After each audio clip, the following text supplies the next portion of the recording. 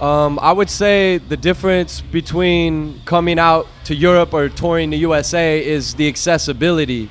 Like in the US, you know, you could do a show the week before, like say the Beat Miners will come through and spin a party, or Kid Capri and Nas will be there. So the accessibility is a lot different. Whereas when you come over here, you tell kids appreciate it. You know what I mean? Like kids will come out and they're like, yeah, they're really excited.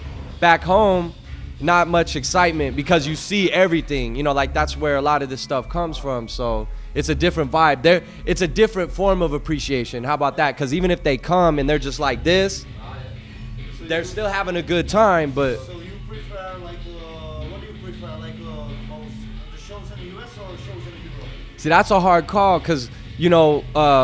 It depends on place. Exactly. It depends on place and the festival. Like in the States, Visionaries will do Rock the Bells, and that'll be like 12,000 people, 20,000 people. You know what I mean? So the festivals in the States are really good, but then like shows like this are dope. You know what I mean? Because then it's like, I always say it's not about who isn't there, it's about who is. So it could be 5, 50, 500, 5,000, 50,000.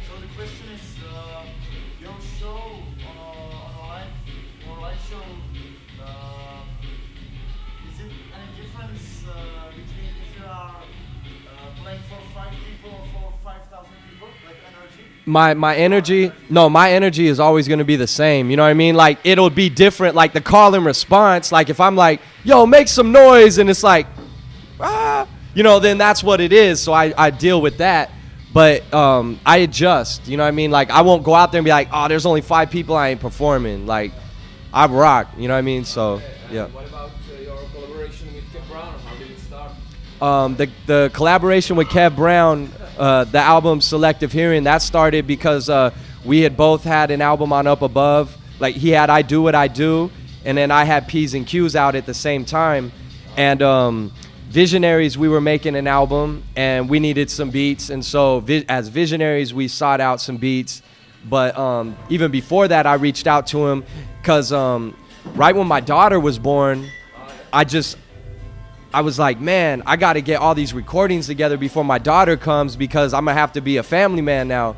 Whereas it was actually the opposite. My daughter came and my wife was like, I got this. Go record as much as you can. So now I have like 8 albums on board. You know what I mean? But so basically all I did was Kev and I, we had met up. There's this music convention in the United States called South by Southwest in Austin, Texas.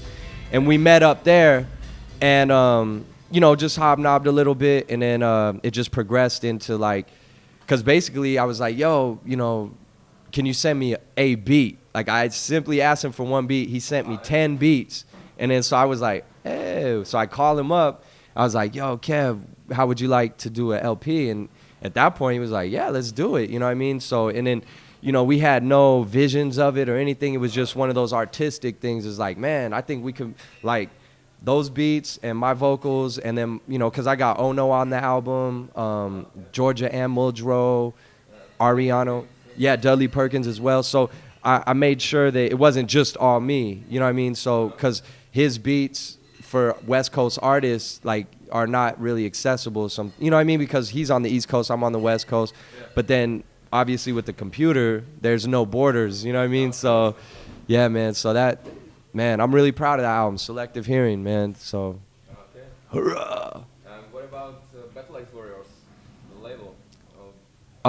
Yeah, I mean, well, what's funny is that I put 1 album out with them, and I never publicly was like, I'm no longer on Battle Axe, and, you know, because that was a big umbrella at the time. Battle Axe was a very successful label at one point, you know what I mean? And I just never was like, you know, yo, fuck Battle Axe, you know, I'm with Up Above now. I never went that route, so nobody, like, people still think I'm on Battle Axe, you know what I mean? People still think I'm from Canada, you know what I mean? So, right? And that's fine. For me, that's fine because that lets me know that I'm not out there talking shit and, you know, spreading rumor and things like that, so. You were under the Battle Axe? Yeah, I was, yeah. This label comes from Canada? Yep. And you are famous in Canada? Well, no, you know what's funny is that when Canadian fans heard that I was no longer on Battle Axe, they don't like me anymore. Because it's like that in the States, man. You have label loyalists. Same with Stone's Throw, same with Up Above, same with ABB. Like, you have people that only support the label. They don't even care who's on the label. They're just going to support that label. So I caught the brunt of that. It's like, oh, you're no longer with Battle Axe? Fuck you. You know what I mean? I was like, damn. Like, it was crazy. So in a sense, I like it like that because I don't want to be known for a label. I want to be known for the music. You know what I mean? So at the end of the day, I'm appreciative of what Battle Axe provided. You know what I mean? But I'm also appreciative of where I'm at in life now. So peace to Battle Axe. Are you happy in Europe?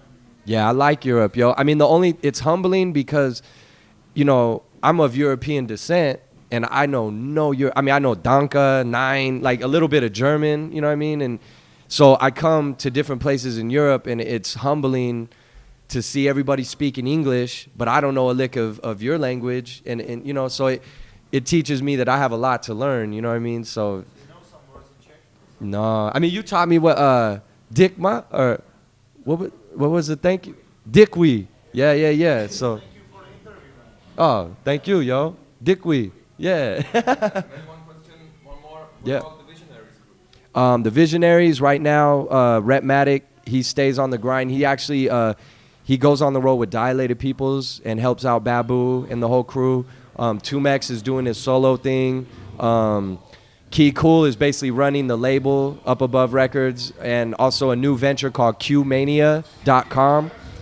And you know, and I'm here, so Visionaries, it costs so much money to get us to one place because there's 6 members. So we just, in this time, we didn't break up. Visionaries will never break up, but we have to adjust with the time. So you probably won't see a Visionary album for a while, you know what I mean? But we're all still brothers, you know what I mean? So we all love each other, and that's what counts. So Is it hard sometimes to work with 5 other people? oh yeah, it's so difficult. And that's what I think, the older we got and the less money that was coming in, we're like, yo, we got to be logical. Like, you know, I think for us to step away means that we care about each other, because if we were just like this and not allowing each other to grow, then it would be bad, you know what I mean? So we're all about growth. So big up to Visionaries, yo. It's for the people. Yeah. Hey, thank you. Word up. Respect. Yeah.